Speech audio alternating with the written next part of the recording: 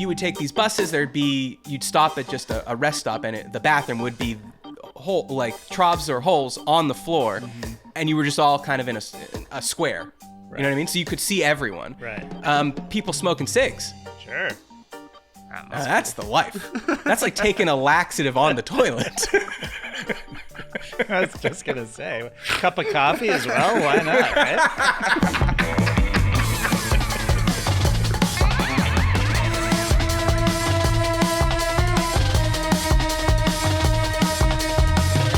Hello and welcome to Is This Good? The show where we boldly, conclusively, and scientifically decide what things in this big wide world are good.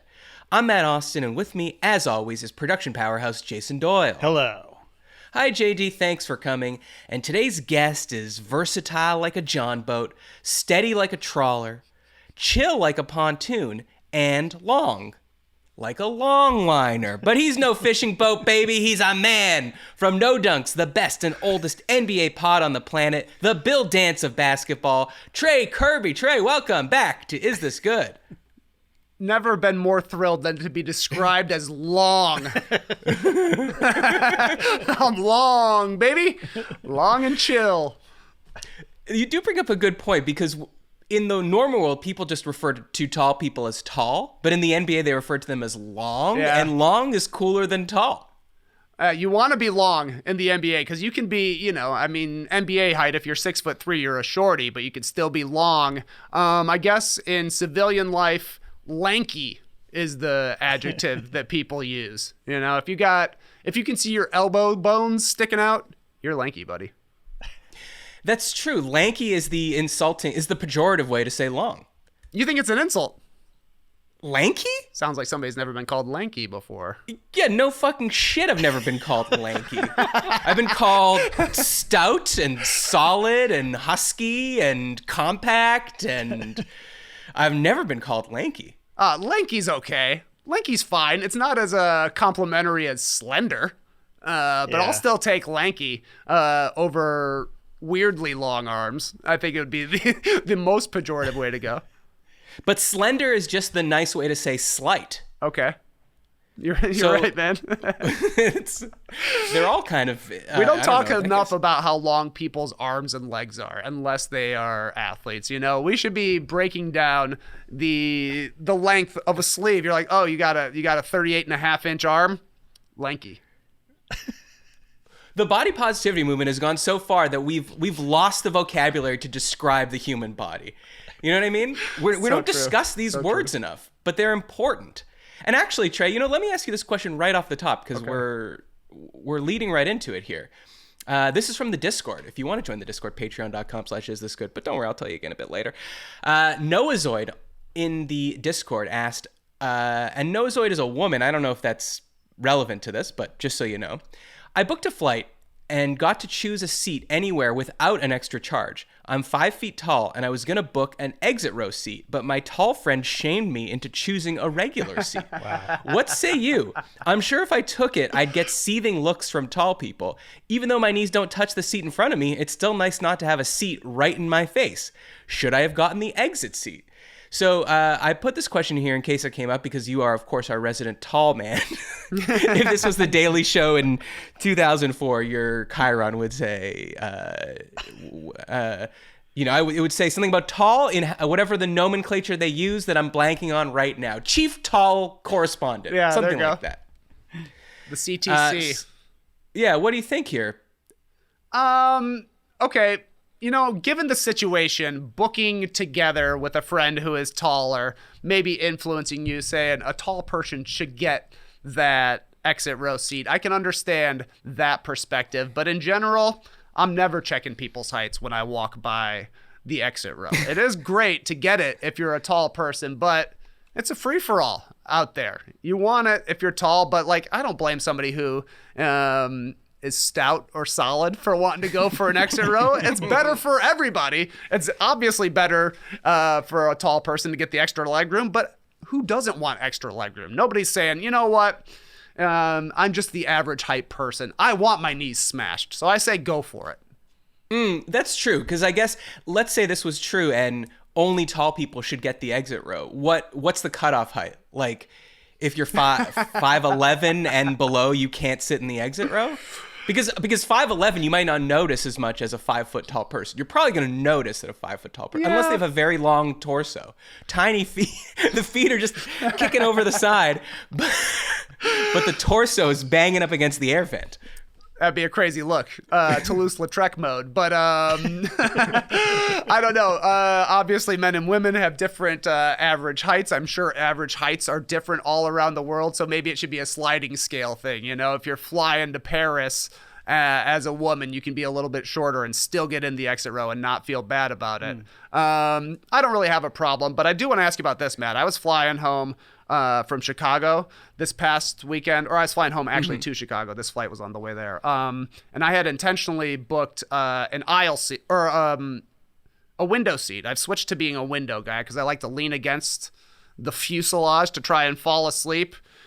I'm walking to my seat, 35F, and I see when you're long, you gotta lean. When you're long, you gotta lean. Phrase. He's long and lean. Boys leaning hard against the fuselage. I saw this couple though, older couple, staring me down. They could tell I was coming to 35F, and they said, "Do you want the aisle?" You know, like they were offering to me, "Do you want the aisle?" Because they assume a tall person's gonna want the aisle, not knowing that I've personally made the switch, so I can lounge against the side of it. Obviously, I let them have their 2 seats, window and middle. I took the aisle. It wasn't that big of a deal, but it felt a little presumptuous to me. Well, you could say it's nice, but you could also wonder if this person wanted the window and was merely using you as an excuse to get what they wanted. That's kind of what I thought. I was like, what was I supposed to say, though? Actually, you know, my neck is very long. So when I'm relaxing on an airplane, it gets stiff if I lean back. So I prefer to lean against the window, if you don't mind, Joan. And they're like, don't worry, these seats have that thing where if you put your 2 hands behind the headrest and push them forward, they come out like wings. A feature that, in theory, seems like it would be helpful, but is completely useless. Like, those things need to come out way further. Like, they need to be like a water polo cap around your head. I use that every single time I'm on an airplane, and you're exactly right. I try and get that thing as squared off as possible so that it locks my head in and it can't slip either way. It doesn't really work, but I think it's better than the alternative, which is just, you know, straight neck forward. That's a painful one. I never checked that thing. I've never done it. The up-down? You've never touched it? I've never touched it, yeah. You're not a tactile guy. I'm a tactile guy. I touch everything. Well, I see what it feels like. It never occurs to me to go, hey, maybe I can just, you know, put the wings out, you know. Yeah, Anyway. but it's like, let's say you got a catastrophic back injury, knocking on wood. Okay. Knocking on wood that it doesn't happen, just so everyone's listening. Just so my email doesn't get full of people saying, you shouldn't, you know. You know, and then everyone gathers around. Someone goes to touch you, and they go, don't touch him, don't touch him. And then they bring that stiff board where your neck is just cannot move, even if you tried to move it. Yeah, that's what they should put on airplanes. Yeah, so that's what they should have. And getting back to the exit row for a second, I think that the height limit should be 5'5". Nobody taller than 5'5" in the exit row on an airplane. On an airplane. Nobody taller than 5'5". Yeah, I know it's an unpopular opinion, but interesting. Hey, if there's an emergency, I don't want some tall, lanky guy like the whole row is full of tall basketball players. Get these legs out of here. You're supposed to help me off the plane, so I want someone like Noah sitting in that window seat, getting the fuck out of my way, so I can get on that slide and, you know, exit the plane. But counterpoint, if she takes the aisle, it's useful for everyone in the middle and the window, because then they could just sneak past her when going to the bathroom. Like, if Trey's sitting in the aisle, whether you go butt to face or dick to face, no way you're getting around him. He has to get out of the seat. That's just the way it is. Did I tell you, JD, I had a woman climb on the armrests to get over me on the last flight I was on. Were you asleep or... No! If I was asleep, I wouldn't have known it happened. What do you mean climb on the armrest? Kind of like full body hover, mimicking your seated style to scoot over? Or what? I don't understand how this happened. Well, imagine the armrests are those giant balls in a Japanese game show where, you know, like Wipeout or whatever it's called. Yes, makes sense. So you step on them. Oh, and that's what she was doing. She put one foot on one armrest, then the other, then reached over with her legs to the other armrest, and then down to the floor. Shoes or no? No shoes. Socks? Socks. Yeah. Well, is that better or worse? I don't even know. I would like, rather just a sock, picturing. I think. Yeah. I Than think. a barefoot. Yeah. So I just want to be clear on something, though. You really don't, when you walk on a plane and you've got the middle seat, let's say, you're like, fuck, I'm dreading this flight. Okay. You're going from Atlanta to Las Vegas for Summer League. Ew. You really are not looking at the person in the aisle, if they're my size or smaller, going, fuck, that should be mine? Doesn't register to me at all. Okay. At Because all. when I walk through first class, sometimes I look at the people going, why are you up here? They paid for it. They paid for it. I know, but I'm wondering, how did you pay for it? Right. Was this a computer glitch? Like, I don't mean to be classist, but I want everyone in first class. Fine. No one over 5'5" on a plane, and no one dressed worse than me in first class. Restrictive. Wow. We got to take trains only. If you're over 5'5", you're taking trains. Tough. I'd be fine with that, actually. I love a train. I haven't been If on you're a tall, fun just train use for a your long giant time. gait to step across the country, and you'll be fine. Anyways, Trey, I'm very glad you said that, because I thought you would want them, but I just sometimes that's the one thing that doesn't work out for tall people. I'm very sorry. You can model, you could be a CEO, you're going to make more money on average, your dating pool is wider, but you're not going to get a good seat on an airplane every time. That's true. So true. That's fine. But yet, tall people go on roller coasters. Oh, Somehow they find a do. way. Somehow they find a way. When it's fun for them, they do it. and then it's not like I'm walking into a concert like telling the tall people, hey, you got to go stand at the back, man. This is for short people right. here. That's right. So we all got to deal with what we got to deal with. All right, some quick housekeeping. If you'd like to support the show and get exclusive content, go to patreon.com/isthisgood. You can join the Discord, where sometimes I take questions and I bring them from the Discord to the show. It's crazy. And this Thursday's show will be Patreon only. So now's a great time to go support the show, help us out, sign up, patreon.com/isthisgood. And you could send future topics. Well, you could send current topics for future shows to isthisgoodpod@gmail.com. And don't forget to subscribe on YouTube and leave a review on Apple Podcasts. God damn it, I'd like to read one that makes me smile. The premise of the show, Trey, it's very simple. I'll give you a topic. You tell me if you think it's good. Should we start with this one? Let's just get right into it. It sounds gross, but it's not, because it's medical. Corey F. asks, squatty potties, are they good? And he sent in a provocative email, and it goes like this. Hi, guys. I'd love to know your thoughts on the squatty potty, which became very popular about 8 years ago after the company went on Shark Tank. I used to be a proud owner and even proselytizer of the product, for they certainly help you go. However, when I moved to France 5 years ago, I noticed a dearth of these plastic poop assistants. At first, I found it frustrating, as I had become quite dependent on them. Most of my friends had one, so I never had to worry about it. But then I started to pick up a strange detail I noticed about French bathrooms.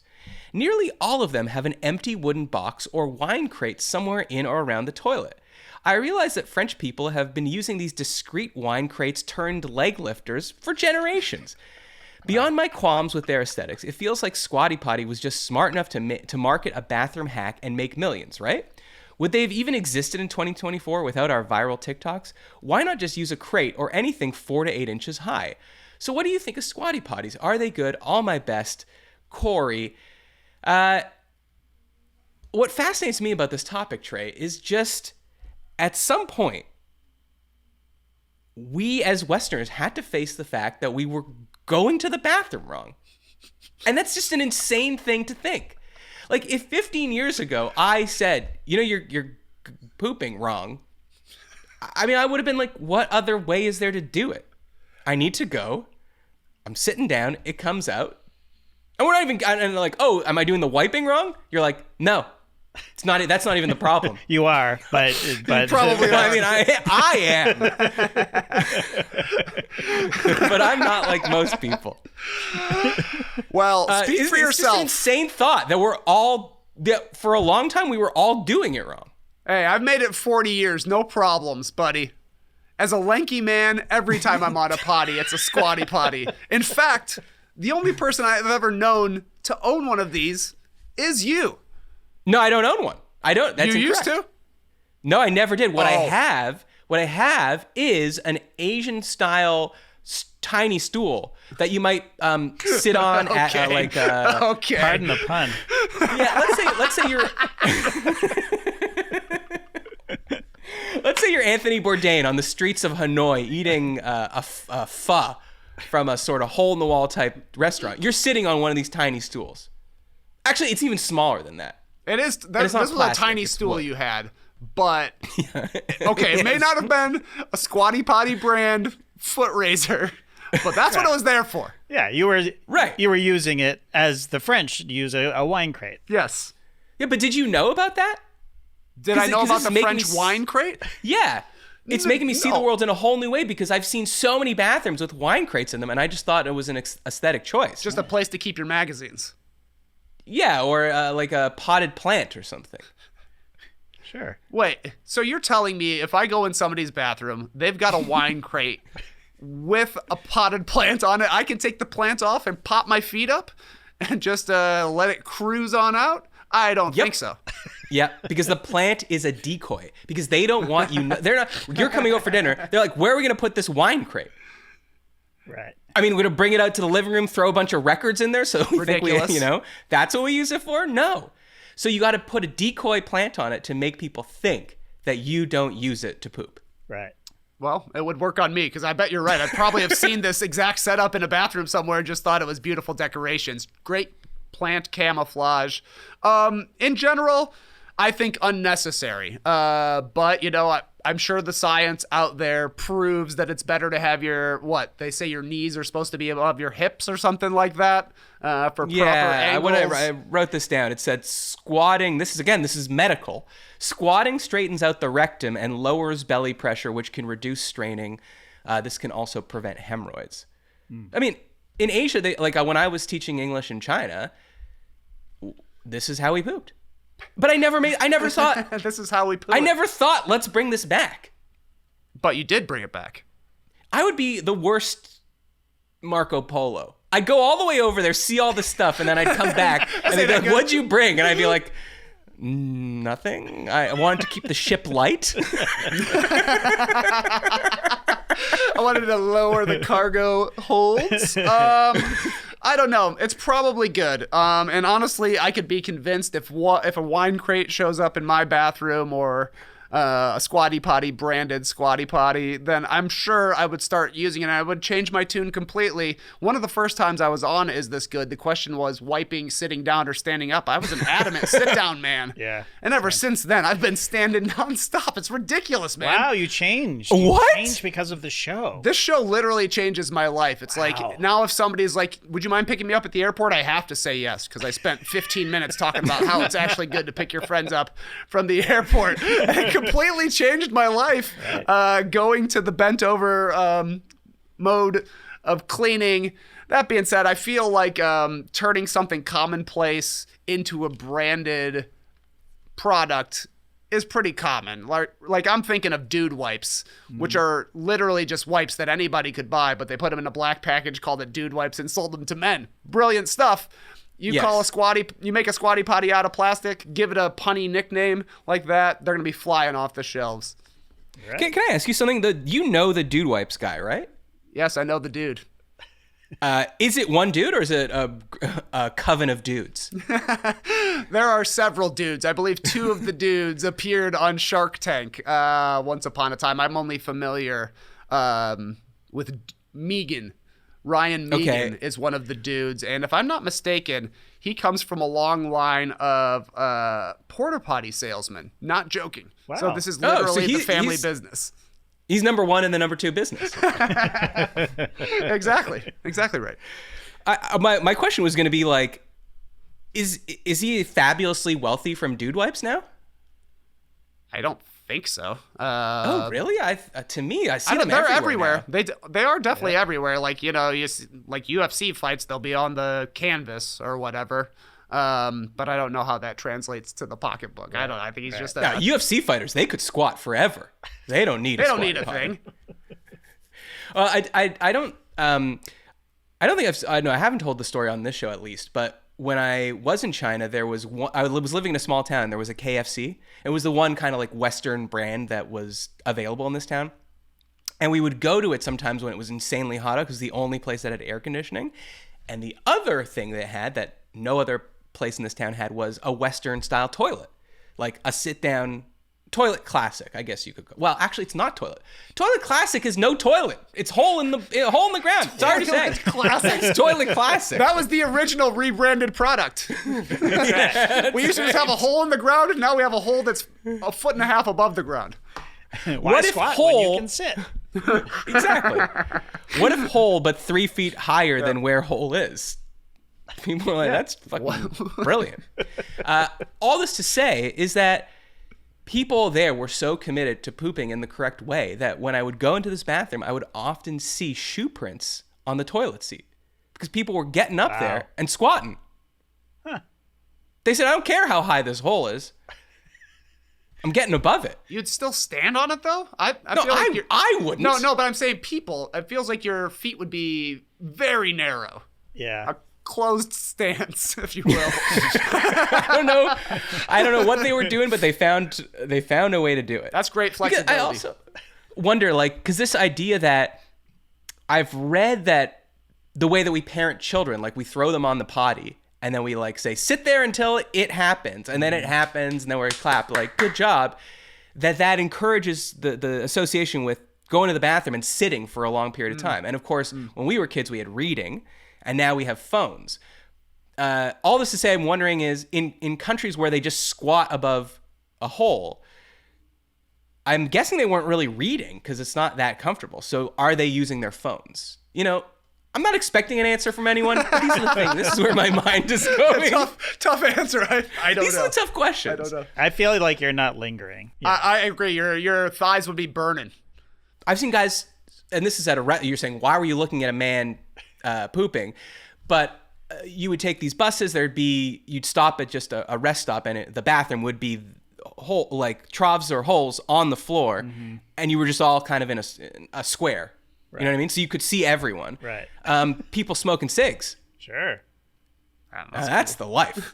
That's like taking a laxative on the toilet. I was just gonna say, a cup of coffee as well. Why not? Right?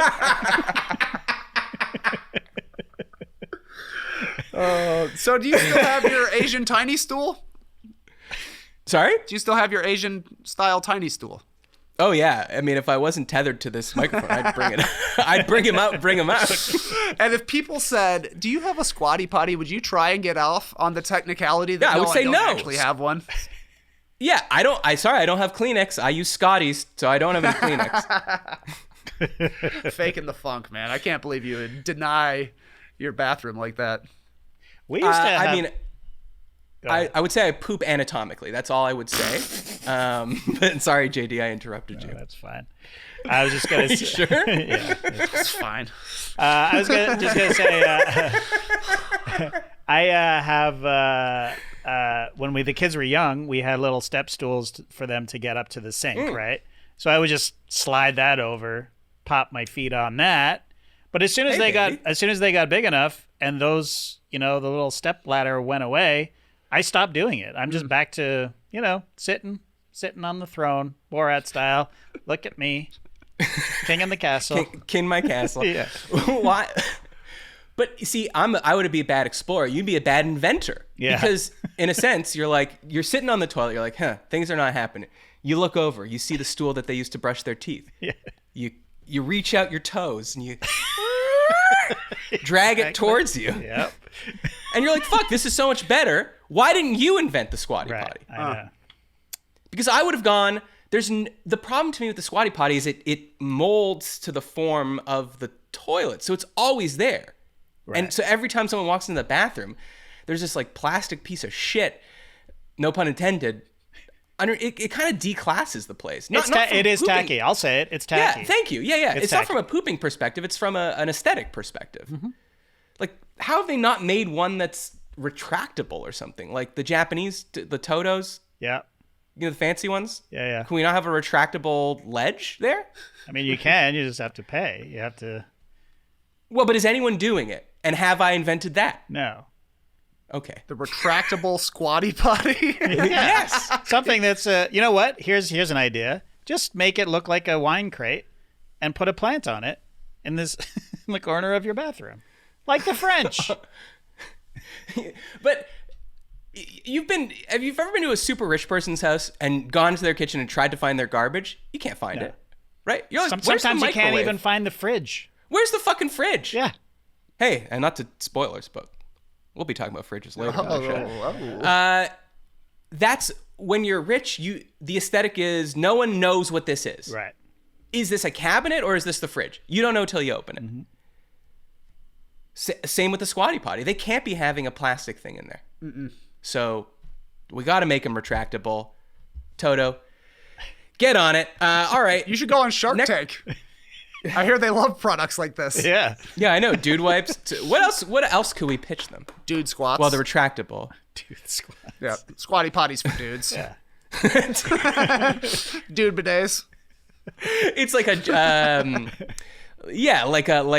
like a Joe Rogan type being like, this is actually you don't you talk need about it for this. the pooping benefits, you talk about it for the quadricep benefits. It's made of like cast iron. Really heavy. What was that thing called, JD? The man The grate? man grate. Yeah. Hell yeah. Yeah. Oh, you mean it's a grate? Yeah. No, it's a man grate. That's speaking of like useless things, like we're saying, you could just use the kids' plastic step stool instead of buying this specific thing. Barbecuing, like not just the man grate. What about those fucking Wolverine metal claws they sell that you put your hands into to chop like barbecue up? Have you seen these? I have Yeah. not. I have not, but it sounds They're awesome. called I don't know what those are called. I think they're called shredding claws. Like, so when the pork butt is just tender enough, you put these on like you're an X-Men and you just go. It is the man version, I guess, of the garlic press. You don't need the garlic don't need press. a garlic You could press. chop the garlic, but sometimes you buy the garlic press. The garlic press is the squatty potty of the bathroom. That's all I'm saying. All right, next question. Ben H asks, birthday parties for your pet, are they good? And Trey, as an animal lover, I'm very curious to hear what you think, but I'm just going to start with the question, what's going on with the dogs? What do they know? Because sometimes I see like, there'll be like a police dog retiring and there'll be like a TikTok about it and it'll be like, hey, it's Bubbles' last day on the job. So we threw him a 21 tennis ball salute. And the dog walks down a line and everyone's throwing tennis balls. The dog's going nuts. But then other times I've just seen them. They're like, what is going on here? Why are you throwing all these tennis balls at me? What did I fucking do? Like, am I being punished? Right. So again, the question is, what's going on with the dogs? What's going on with those dogs? Dog birthday parties, not good. I would say 80% of the time, you don't even know when your dog's birthday is. You're making it up. Yeah. So you're just picking a day to celebrate and giving them a big old patty of tripe or something like that. I don't know. When we were living in Toronto, Yams was much heavier. She had to lose a lot of weight after having back surgery. We had to serve her tripe patties. Wow. Disgusting. Gross. Frozen tripe patties. Had to heat them up. Hold on, is tripe good for you? Isn't that just She's a dog. tripe is just intestine? She's a dog. Yeah, it was disgusting. We would have to literally heat it up in the microwave to separate one tripe patty from the next. Oh! Smelled so disgusting, and then I would give it to Yams, and she would devour it. And that was like even grosser to me. What is it, my birthday? But look, it's nice to have something on the calendar to celebrate. You know, you put it on, the anticipation, you're doing something for a loved one in your family, even if it is a dog. But I've never thrown a birthday party for a dog, and I don't think I'm going to start now. But, you know, Yams is getting older. Maybe when we finally reach the age where we know that she's come to the end of the line, we'll go crazy for her and let her eat whatever she wants. Yeah. So is that what the celebration is? You know what I'm saying? I mean, I guess you're saying when they're at their end. But for the dog's bark day, which is, I'm sorry, that's not me saying that. That's what people are saying. That's what people are saying. People are even saying that when the dog turns 13, you can give it a bark mitzvah. Again, that's not me saying that. I like that, actually. Yeah. Unless, of course, a female dog, then you got to celebrate it when they're 12. Right. As according to the Jewish customs. Why? What is a dog's birthday? Right, like you said, you don't know. It's the day they're born. Yeah. It is the same as but a human birthday. But I'm saying, what is it? Like, are you inviting humans to the dog's birthday, or are you inviting dogs to the dog's birthday? Humans with dogs. You know, like your most dog-loving friends. Right. I would have Well, to I imagine. love dogs. I don't have one. Can I come to your dog's birthday? Yeah, as long as you bring a Yes. tripe patty. BYOT. Smellier the better. But yeah, I mean, what do you do for a dog's birthday party? You get it a lot of food to eat. You get it some kind of toy that you don't even care if it's going to destroy it within 1 hour because you know it's its favorite toy. You get it a bully stick that's all twisty, something like that. And then maybe you have doggy bags for all the friends that come over with a little milk bone in there. Right. I don't know.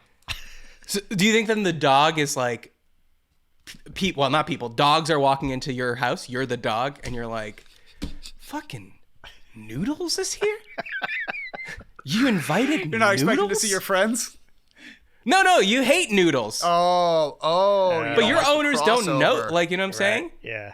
Yeah. It's like if you had a surprise party, if you had a surprise party and Laura invited someone and you were like, Laura, what the fuck is that guy doing here? She's like, oh, you're always talking to him. You're always talking to him in the lobby. Yeah, because he stops me. I hate this guy. I guess the planning of it is kind of weird because you can't ask a dog who they want to come to their birthday party. So it would be like, Isla's turning 10 years old. We're inviting all of our best friends. And who we think are your best friends. Right. Tough. That's why this is like a 1-year-old's birthday party. It's not for them. No. Probably. It's for you. Yes. So the 1-year-old is the dog in this scenario. So true. But that's a human. That's perfectly fine. That is a human. If you're throwing a party for your dog, I'm sorry to say this, you're too into your dog. You're just too into your dog. But people love their cats. I'm seeing way fewer cat birthdays on the internet than Nobody knows a cat's birthday. Yeah. No human being has ever known an actual cat's birthday. They just show up at your house and stay there for 15 years. No human has ever seen a cat being born. It's true. It's true. Wow. Unless That you live on a disappear. farm and then you're trying to give them away. To take this very seriously, of course you don't know their birthday, but you could celebrate their gotcha day. In a sense, the day they were birthed into. Yeah, the day you first pranked this dog by stealing it away from its mother. That's right. Gotcha. Okay, well, last question about this.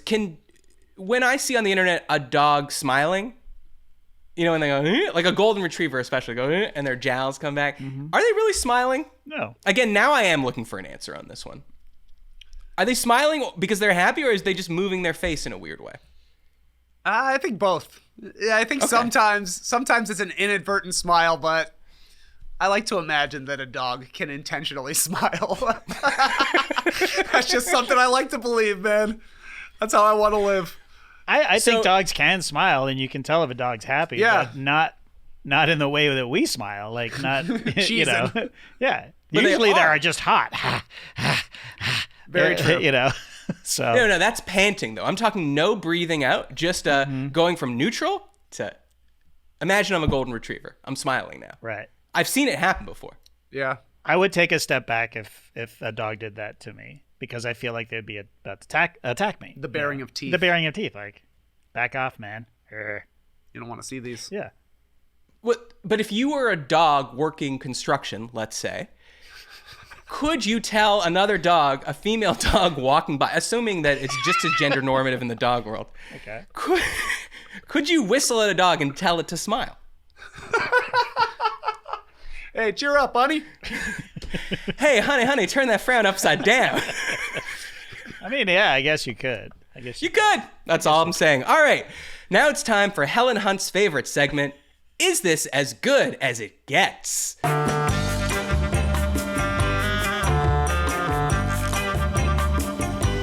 Trey, I don't think you've ever played this before, but in this segment, I'll tell you what I think the consensus best thing is in a particular category, and then you tell me if that's really as good as it gets. So, for example, I would say to you, when it comes to the best temperature for a steak, is this as good as it gets?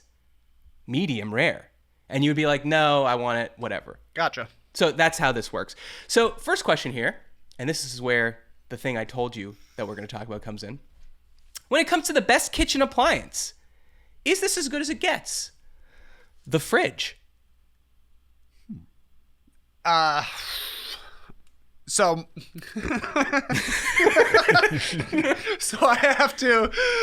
either have to agree with you that the fridge is the pinnacle of appliances in a kitchen, or present you a case that something else could beat the fridge. Yeah.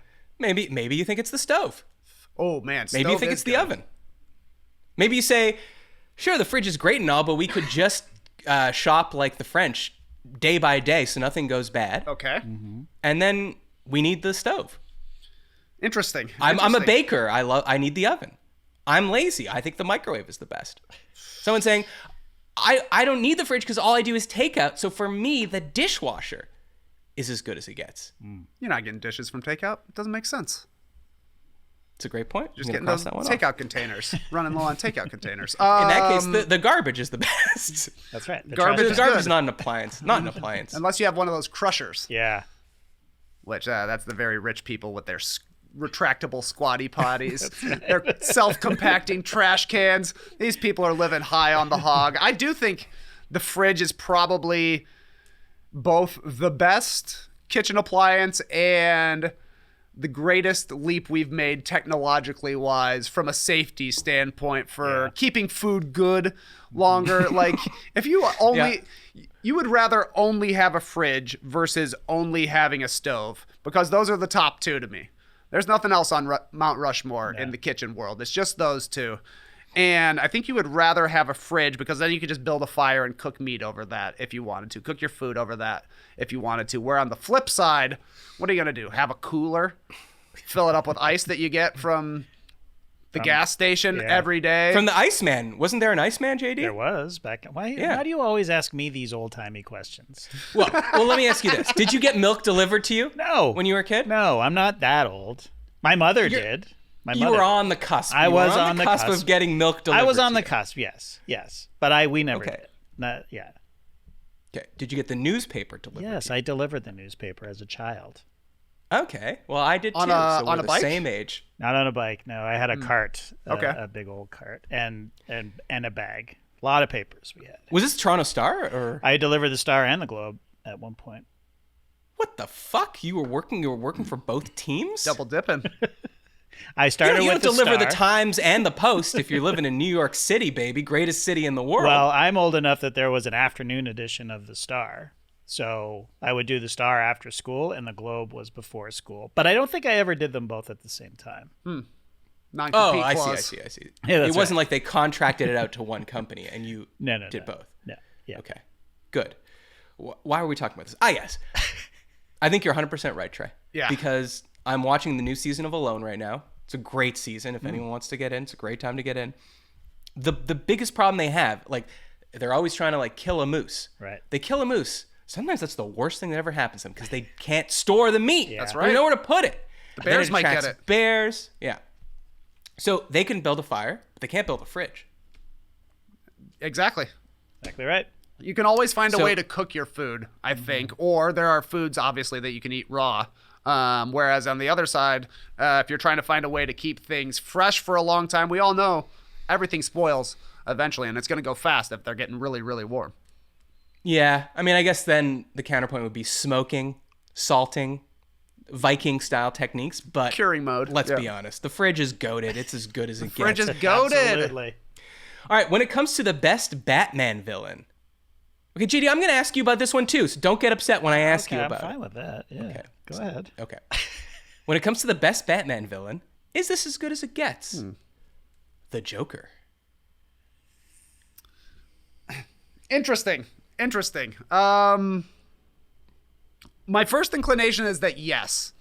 When I think of the 3 eras of Batman in my life, it is Adam West Batman, it is Michael Keaton Batman, and it's Christian Bale Batman. Yep. And they all had awesome Jokers who were like, we're introducing you as the first villain because everybody knows the Joker. He's such a wild card. We've seen different portrayals by Cesar Romero, I believe, right, JD? Yep. Jack Nicholson and Heath Ledger. They all brought something different to the game, and they were all awesome.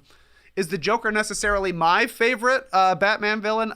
I would argue maybe not, only because I loved Jim Carrey as Edward Enigma / the Riddler in Batman and Robin. He killed it, man. Does that movie still hold up? Probably not. It was incredibly campy in the 90s, but as like an 11-year-old, I thought it was incredible. So yeah, I think the Joker, probably the best in the rogues gallery of Batman villains, but I'm partial to the Riddler myself. Okay, JD, do you agree, or are you more of a Ra's al Ghul guy? Ra's al Ghul. I'm a Joker 100%. He is the best villain. He's better than Batman. I mean, most of the villains are better than Batman. Like, Batman is fine, but the villains in Batman always sort of steal the show, especially with, you got Schwarzenegger as Mr. Freeze. Yeah. You got, Thurman as Poison Ivy? Is that right? That's right. I mean, they just chew on the scenery, that. you know, and of course Jim Carrey is the Riddler, and then you have Jack Nicholson, you have Cesar Romero, you've got Heath Ledger. Bane, well, let's throw Bane in there. Let's give Bane his props. Bane's fine. Bane's fine. Bane was a problem. Here's the thing about the Joker. On the football field, if you know what I mean. Yeah. Yes, he was. The Joker is just a man who loves chaos. That's it. So there's no rhyme or reason to any of the stuff that he's doing. The Riddler, he's got an agenda. The Bane has an agenda. What is the Riddler? Explain the Riddler to me. What's his raison d'etre? Why is he asking everyone puzzles? Was he like a troll or something? As I remember, correct me if I'm wrong, Trey, but he worked for Wayne Industries as Edward, and then he kept getting pushed aside by Bruce Wayne himself, and then he just got it. He just had a vendetta against Bruce Wayne. Right? I think so. Is that right? Yeah. And the new one is a little darker. He's got sort of like a almost incel vibe to him. You know what I mean? Like, but the Joker is just. Wait, that's actually pretty funny because an incel is the kind of person that would say, "Hey, I'm just asking questions." That's right. That's exactly right. Exactly right. But there's a chaoticness to him, and the Joker is also funny. He's the funniest. Yeah. The funniest villain. You know, so. I'm going Joker is as good as it gets. I'm going to agree with you. I like the Scarecrow in that first Christopher Nolan Batman. I'll tell you what I don't like. I don't like this Carmine Falcone character. Because he's just a guy. He's just a mob boss. Right. He's like he could be in Goodfellas or something. Yeah. You don't take fucking Joe Pesci and put him in a Batman movie. Right. It doesn't. Well, I guess that. Then what's the Penguin actually? Isn't the Penguin also a mob boss?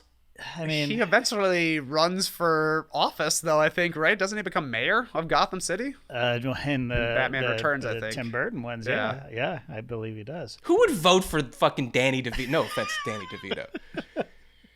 No one would vote for that guy for mayor. He could, literal Danny DeVito could maybe run for mayor of Philadelphia and get some votes after his years on Always Sunny. I'll disagree with you. I think that low level, this guy's just a mob boss is kind of a constant in the villainhood out there. I'm thinking of Kingpin for Spider-Man, who's just like a mob boss out there. Not everybody has to be an existential world level threat. You know, some guys can just be a street tough. Yeah. You got to take them down. Yeah, but they should have a costume. The Penguin, to me, is a mob boss with a costume. That's all I think you're right. A costume, an affectation, an umbrella, a monocle, I think. Otherwise, you're just a guy in a suit, in a pinstripe suit. Yeah. I mean, at least Kingpin, from what I know, and I don't know a lot, he's giant and very strong. Yeah.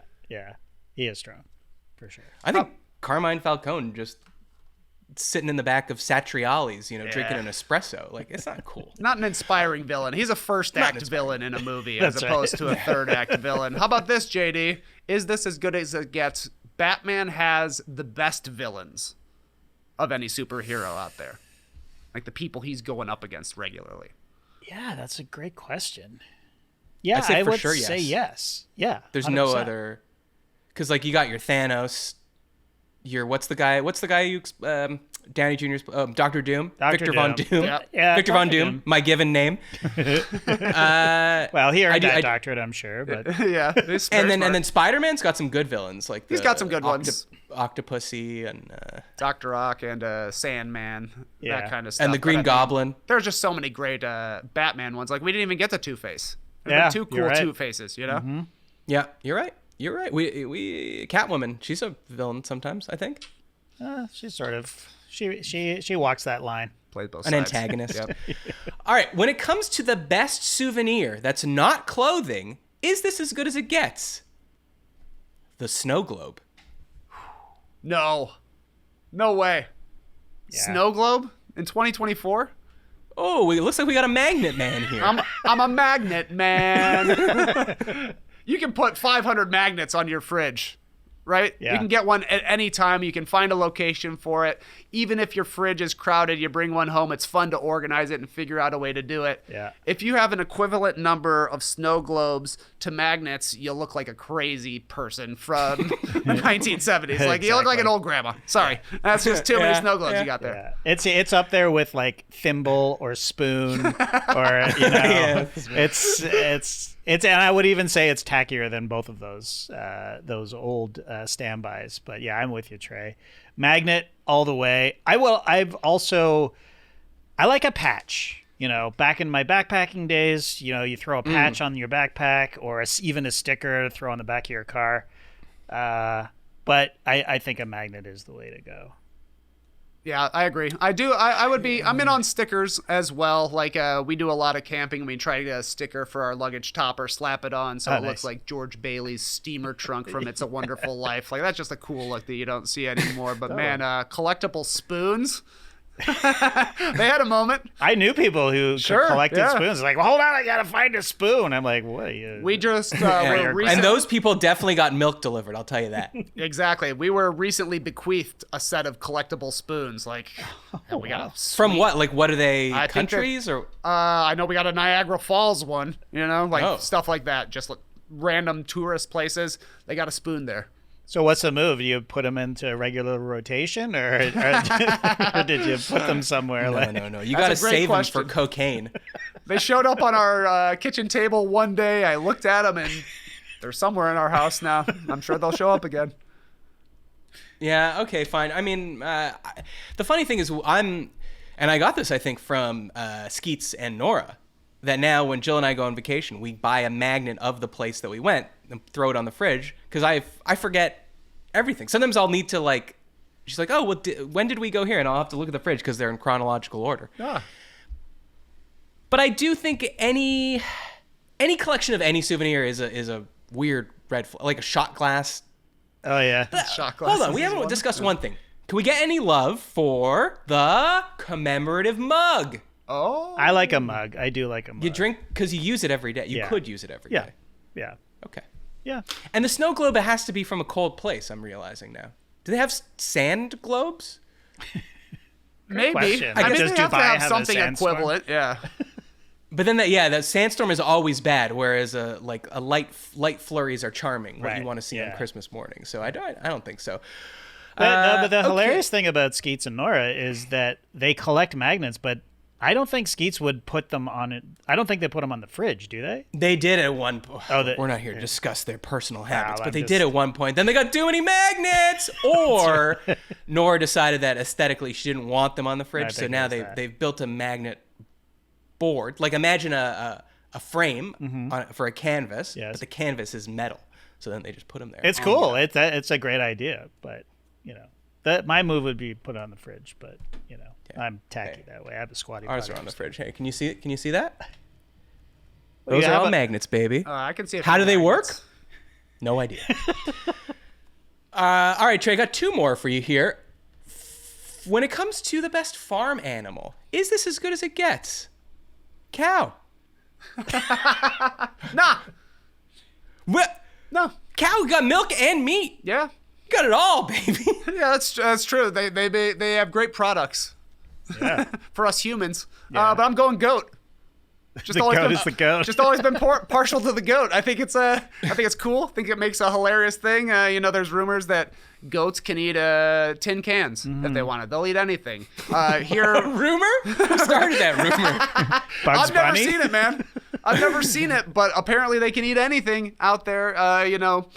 Here in Atlanta, very close to JD's, we've got people who will hire out goats for you, right? Right. Like, come have some goats eat up your lawn, and it's a sustainable way to mow when you're not damaging the environment or anything like that. I love a goat, not just because it is also the acronym for greatest of all time, but I'm just partial to a goat. So I'm taking goat over cow, and if we're getting into the products that they give us, you can drink goat milk and you can eat goat meat if you really wanted to. Yeah. That's right. Goat roti, He's delicious. Oh, so good. He's eating feta cheese and he's throwing that goat on a meshui and rotating it slowly. I mean, that would be delicious. Now, of course, this is an anti-horse podcast, so we're not going to pick horse. Well, let's speak for yourself now. You're going to pick horse? Well, no, I'm not. I think it's the cow. And the only reason is that I don't like goat's milk. I like feta. I like eating goats. But the milk, I can't stand it. And the goat cheese, like when it's not feta, I don't like. There's a stink to it that I can't handle. And goats also stink themselves. Yes, they do. So I disagree. I like a nice. I think it's a Boursin goat cheese. I don't know. I'll have to look that up. But I do like goat's cheeses.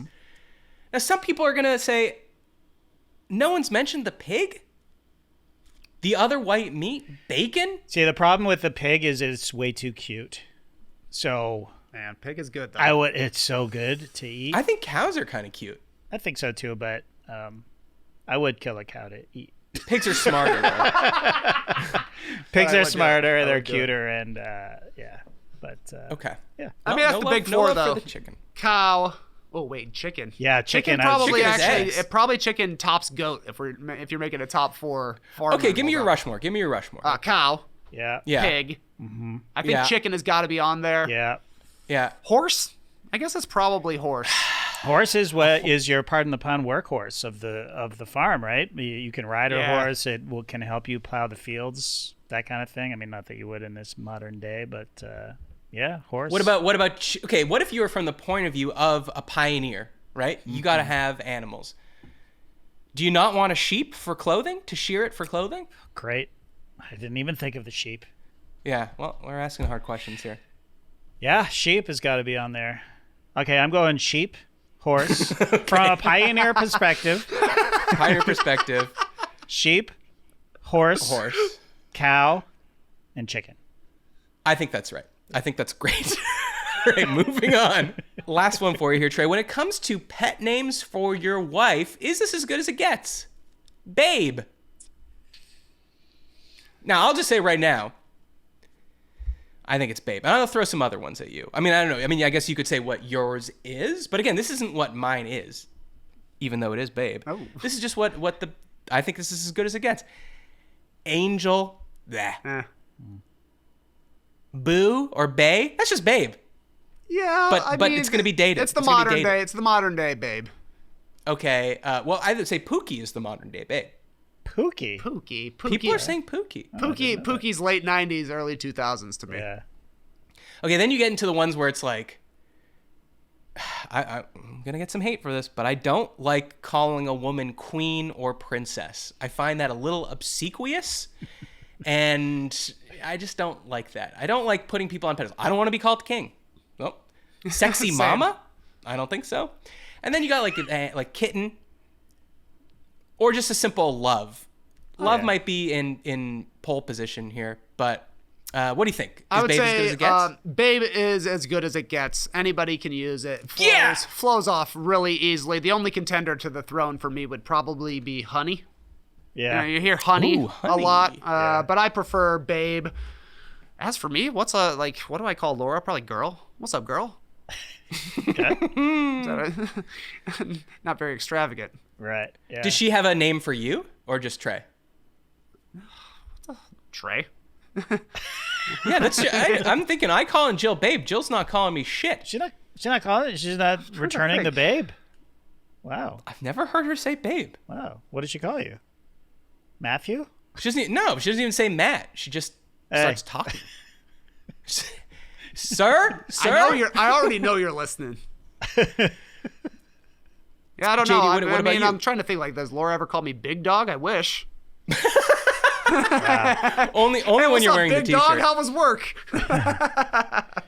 I don't know. I usually, I think my go-to is my love for Rachel. Oh, my love. Yeah. I like that. Okay, that's nice. As I said, I think love is in second place. But I forgot about Honey. Honey's top 3. Yeah, I think we both rotate through like obsequious, like sweet sugar pop, like that kind of thing, you know. Sweetie darling, that kind of thing. Like the more These like sound sarcastic. Yeah, we are being sarcastic, but okay, we're also great. loving. That's how it starts. You start like, you know, you get together, your boyfriend and girlfriend, it's all hot and heavy, and you're just ironically calling each other honey, and then all of a sudden it's been 10 years and you're calling each other honey. Unironically. Mm-hmm. Well, that brings up a good point, because I know people in relationships where they jokingly will call each other dude, and now they're stuck calling each other dude, and like the guy's calling the girl dude. Right. And then at some point the girl is going to her girlfriend's and going, yeah, the magic's gone. He calls me dude or bruh. Do you think it's offensive that I call both my daughters dude and bro? You gotta time to get dressed for bed, bro. Yeah. No, it's I like totally it. fine. Yeah. Totally It's fine. the gender. It's like saying guys. Like, hey guys, you don't mean that's a group of men. Right. Right. It could be 5 men and 5 women. You'd be like, hey guys, come on in. Okay, Wow. but see, for me personally, I've tried to start saying y'all in that situation more often. Whereas for my own 2 girl daughters, I now call them bro and dude all the time. I'm a big y'all guy since I lived in Atlanta, but I worry about saying it here sometimes because I don't have the accent, and I wonder if people think it's going to sound affected. It is weird to say it when you're not down in the South, returning to a different place. I agree. yeah. I was saying it in Chicago this past weekend. Felt weird. I don't know. Well, is this as good as it gets? And as far as segments go, that's as good as it gets. Well, actually, maybe not, because there's only one thing left to do. It's time for subjective trivia.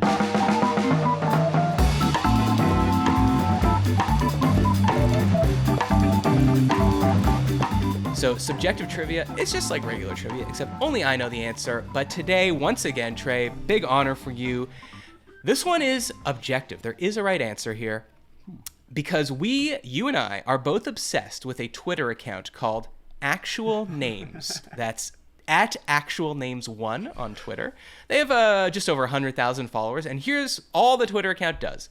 They scour old historical records for weird names, and then they tweet that name with a reference to where they found it. So like in a marriage index or a parish register or whatever. So I'm going to read you some names, and you have to tell me which is the only one that's not real. So in all other of words, these are all going of to be real these except for one. Okay. are actual names that I've taken from the Actual Names Twitter feed. One I made up. You got to tell me which one I made up. Okay. Here we go. I'm going to try to say them to you very neutrally. Mildred Fingerholes. Mildred Fingerholes. Okay. Okay. Harry Wienerholder. Harry Wienerholder. William Brown Scrotum. William Brown Scrotum. Okay. Trudy Booty Hole. Trudy Booty Hole. And finally, Fernando Turd. Nendo Turd. Okay, so we got... Okay, so I'll read them to you quickly. Mildred Fingerholes, Harry Wienerholder, William Brown Scrotum, Trudy Booty Hole, Fernando Turd. Which one of these is not an actual name? Now, let me first ask you, Matt. We've had an offline discussion about this once. You believe that all these names are real? That there's factual basis for all these names?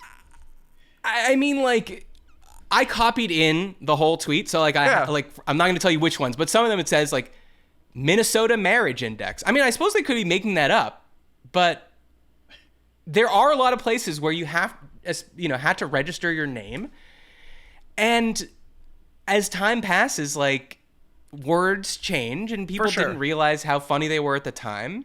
So I do think it's possible. I guess my question is, how are they finding them?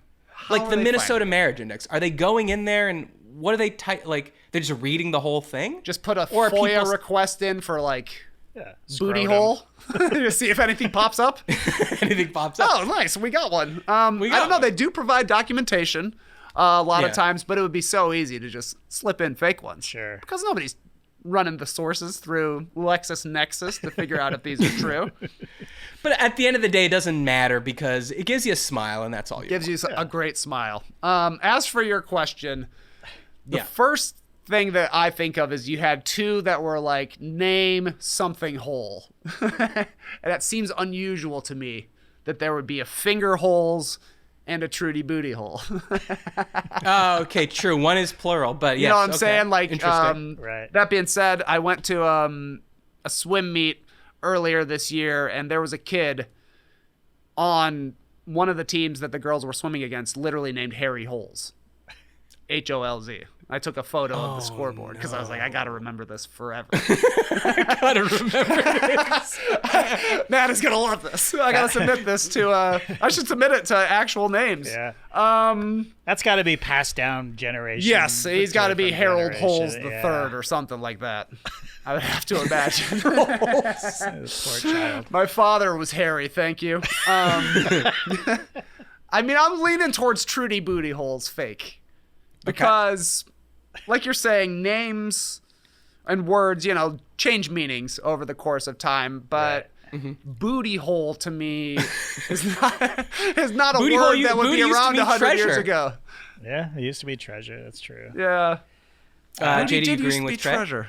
I honestly don't have a line on this. I'm just coming off a terrible run of Olympic trivia where we got our asses handed to us, our booty holes handed to us. So yeah, I'm with Trey. Brown scrotum, it's so outrageous that I think it must be true. Yeah, That that's must be exactly right. I real. was like, that one is too crazy to be made up. Yeah. Okay. Final answer. Trudy. Is it Trudy? Booty hole? Trudy booty hole. Okay. Yes. From England, Lincolnshire. Oh, the no! Parish registries. Damn it. No, just kidding. You guys were right. It's Trudy booty hole. I needed this. This is big time. This is big for us. This is Really big for us. Yeah, Trudy booty hole, not a real name. But could it be? Now you go into LexisNexis and try and find me a Trudy booty hole. Could be like BOHTYH. How's another way to spell hole? OWEL. That's almost howl, but like whatever. Mildred Fingerholes was exactly like you were saying. FINGERHOLZ. Okay. Fernando Turd spelled exactly like you think it would. I like that one. That's a great one. That's a good one. My favorite one, I was just going through our text messages, because if we see a good one, they got to get sent. And my favorite one that I've sent to you recently was Steve Baby Nuts Jr. The junior. Straight up Junior. These all sound like fucking what's the Will Ferrell racing movie? Talladega Nights. Nights. Talladega Nights. They sound like Talladega Nights names. Yes. Yeah, 100%. All right, Trey, you did it. You got to the end. You got the question right. That means you could tell people where to find you. Oh, otherwise I get no plugs. Huh? Yeah. No, there's a new rule on the show. Unless you get it right, you don't get to plug. I think that's smart. We got more podcasts coming. You guys, the Olympics are over done, by now. So tune in for some off-season content from the No Dunks boys. What do you think we're going to do, JD? Probably some drafting of stuff? Some squads, I would think, for sure. I don't know. Maybe we'll watch a movie or two. I'd I don't love know. to. We haven't really discussed it. We've been so busy. So but Locked yeah. in. Yeah. Matt, you want to come Beautiful. and draft something sometime? I'd love to. Anytime. Right now. Fired I'll up. draft best kitchen appliances right now. Interesting. Trey's got one in the hopper. It's pretty good, actually. We won't reveal what it is, but I think it's going to be great. All right, perfect. Well, remember to check us out, patreon.com/thisisgood, especially if you want to hear this Thursday's episode, because that is a Patreon-only exclusive. That means that's where JD finally tells the truth. He doesn't tell the truth on this show. But on that show, he doesn't get angry when I ask him questions and say I'm doing it because he's old. It's the old-timey questions that make me feel self-conscious. I understand. But What was it like you're riding a little bike older with than a us. gigantic wheel on the front, JD? I'd always fall off of it. It was too tall. It was too tall. Too tall. Now, JD, when you used to exercise, you used to put that conveyor belt around your butt and just press a button and it would just jiggle for a bit, right? That's how You know, that's how, when you wanted to get your summer body, that's how you did it. you're joking, but my grandmother did have one of those machines, and I have tried it out. Does it feel as Imagine weird if as it it were looks that like? Oh yes, oh yes. It were that easy. I feel like all those old-timey workout things, they just pivoted into being sex toys. Pretty much. But that's a topic for a different day. If you have topics, email us at isthisgoodpod@gmail.com. Thanks for listening. Thanks so much to Trey for coming on. Thanks in advance for leaving a 5-star review for everyone. I'm Matt Austin, and this was good. Maybe as good as it gets. We'll see you next week.